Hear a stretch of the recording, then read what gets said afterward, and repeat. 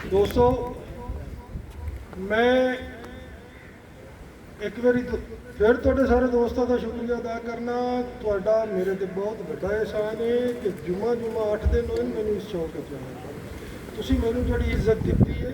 मेरे ख्याल के मुताबिक मैं आल पाकिस्तान भी मेला जुटा इतनी इज्जत मैनू नहीं मिलनी जी तुसी मैनू अज दोस्तों ने दे दी। और ये खसूसी तौर पर मैं शुक्रिया अदा कराँगा पंजाब की शान मक्खी जी ने जड़ा उस चैनल के मालिक ने मलिक अमजद साहब तो पंजाब टीवी बाबर नगर मक्खी चीनी चैनल के जड़े रूहे रवा नबील आतिफ साहब इन्होंने दोस्तों की गाइडलाइन से चलता होया एक भतीजा है मेरा एक भाई है इन्हों की रहनुमाई से चलता होया अल्लाह ताला की जात ने मैनू इस्तकामत बख्शी।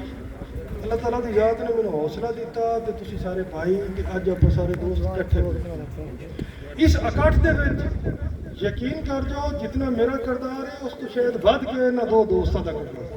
और खसूसी तौर पर मैं शुक्रिया अदा करना कैसर खान बलोच साहब का राय अफजल साहब का। यकीन कर जाओ पिछले 10 दिनों तो ये लोग मेरे नाल टच हैं और इन्होंने मैंने हौसला दिता कि तू तगड़ा हो इंशाअल्लाह ताला अल्लाह ताला की याद करम करसी कि तुसी जिस मकसद वास्ते सारा इकट्ठ करते पे हो अल्लाह ताला की याद की मदद तुहाडे सामने हाल हो सी। इस मसले फिर मैं चौधरी बाबर साहब को भी गया उन्होंने भी मेरी हौसला अफजाई की।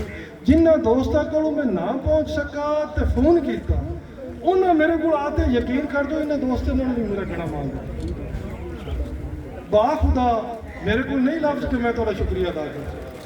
अल्लाह ताला की जात इस इज्जत अफजाई की तुम जजा दे। बहुत शुक्रिया।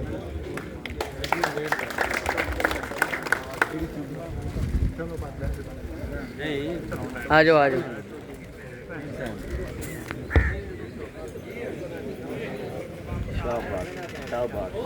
क्या बात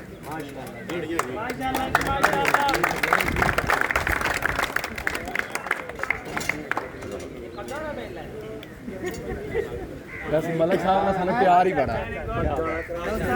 बेला जनाब असं वधिया ला दईए इतराज मैं क्या इतराज किसी रूप ला दे बड़ी मोहब्बत जी बड़ी मोहब्बत जनाब चाचा मलिक सफदर साहब दी बड़ी मोहब्बत। अल्लाह पाक इन्होंने सलामत रखे और सारे दोस्तों को अल्लाह पाक सलामत रखे। कैमरा सारे तो लाओ जी बिस्मिल्लाह। बहुत शुक्रिया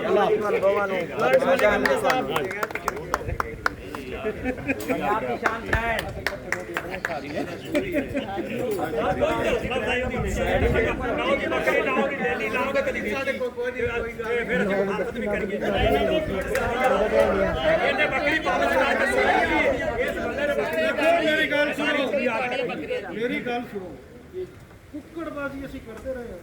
यकीन कर दो जिसका मालिक का कुक्कड़ ते हक हुंदा है ना ਜਿਹੜੇ ਨਾਲ ਜਾ ਤੇ ਨਿਰੀਆਂ ਤਾੜੀਆਂ ਮਾਰਦੇ ਉਹਨਾਂ ਦਾ ਵੀ ਉੱਥੋਂ ਹੀ ਰੋਕ ਤੇ यार गल सुनो मेरी गोट फार्मर मैक्सिमम कितनी चलियां पीर छाप शाह के मेले ते कितने फार्मर चले ने मैंने उंगली ते गण के दसो 15 ना ते 20 इतने ही सैक्शन है ना यार वेखण वाला 5000 बंदा हाँ कुछ लोग होंदे ने जेड़े नजरां दी प्यासी ते बुझानी है ना जी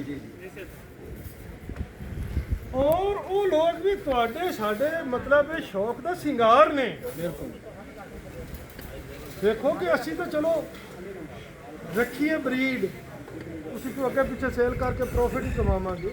वो दोस्त जेड़े ने वो मतलब इस चीज़ तो नहीं है भावें जो कमा रहे हैं लेकिन ये चीज़ तो उन्हें को नहीं है लेकिन फिर भी साडे नाल जुड़े हुए बिल्कुल ਅਸੀਂ ਇਸ ਕੰਮ ਦੀ ਇਹਨਾਂ ਦੀ ਦੀਦ ਇਹਨਾਂ ਨੂੰ ਦਾਦ ਵੀ ਦਿੰਦੇ ਹਾਂ। ਤੁਸੀਂ ਹਰ ਜਗ੍ਹਾ ਤੇ ਕਹਿੰਦੇ ਹੋ ਮੇਰਾ ਕਮਜਦ ਕੋ ਬੱਕਰੀ ਕੋਈ ਨਹੀਂ ਹਰ ਜਗ੍ਹਾ ਤੇ ਹਰ ਮੇਲੇ ਤੁਸੀਂ ਇਹੀ ਗੱਲ ਉਹਦੀ ਰੀਜ਼ਨ ਇਹ ਹੈ ਕਿ ਮੈਂ ਫਾਰਮਰ ਨਹੀਂ ਹਾਂ ਮੈਂ ਸ਼ੌਕੀਨ ਹਾਂ मैं गल कर ਗੱਲ ਲੰਮੀ ਹੋ ਗਈ ਤੁਸੀਂ ਛੋਟੇ ਹੋ ਮੇਰੀ ਸਾਰੀਆਂ ਬੱਕਰੀਆਂ ਤੁਹਾਡੀਆਂ ਨੇ ਇੱਕ ਮਿੰਟ ਇਹ ਗਾਲਾਂ ਇੱਕ ਲੰਮ ਬੀਜਦਾ ਹੈ ਤੂੰ ਵੀਡੀਓ ਬਣਾਉਣਾ ਸਾਰੀਆਂ ਦੀ ਇੱਕ ਮਿੰਟ ਮੇਰੀ ਗੱਲ ਸੁਣੋ ਇਹਨਾਂ ਨੂੰ ਵੀ ਦੱਸ ਯਾਰ ਮੈਂ ਬੜੀ ਤੁਹਾਨੂੰ ਪਸੰਦ ਭਾਈਜਾਨ ਸਾਡਾ ਘਰ ਬੈਠਾ ਤਲਾ ਗੰਗ ਸਾਡਾ ਘਰ ਬੈਠਾ ਉਹਨੂੰ ਚੈਲੰਜ ਹੁੰਦਾ ਜੇ ਕੋਈ ਚੈਲੰਜ ਕਰਨਾ ਚਾਹੁੰਦਾ ਤੇ ਮੈਂ ਬੈਠਾ ਉਹਨਾਂ ਦੀ ਥਾਂ ਤੇ। ਗੱਲ ਇਹ ਹੈ ਵੀ ਤੁਸੀਂ ਪਿੱਛੇ ਹਟ ਜਾਂਦੇ ਹੋ ਗੱਲ ਇਹ ਹੈ ਸਿਰਫ ਸਰ ਕੋਈ ਵੀ ਨਹੀਂ ਤੁਸੀਂ ਅਗਰ ਮੇਲਾ ਕਰਾਉਂਦੇ ਹੋ ਤੁਸੀਂ ਕਹੋ ਮੈਂ ਸਾਹਮਣੇ ਆ ਜਾਏਗੀ हर शे सामने आ जाएगी मेले कोई मसला नहीं पता लग जाए एडी केड़ी परेशानी वाली। अच्छा जी वीडियो क्लोज करो भाई।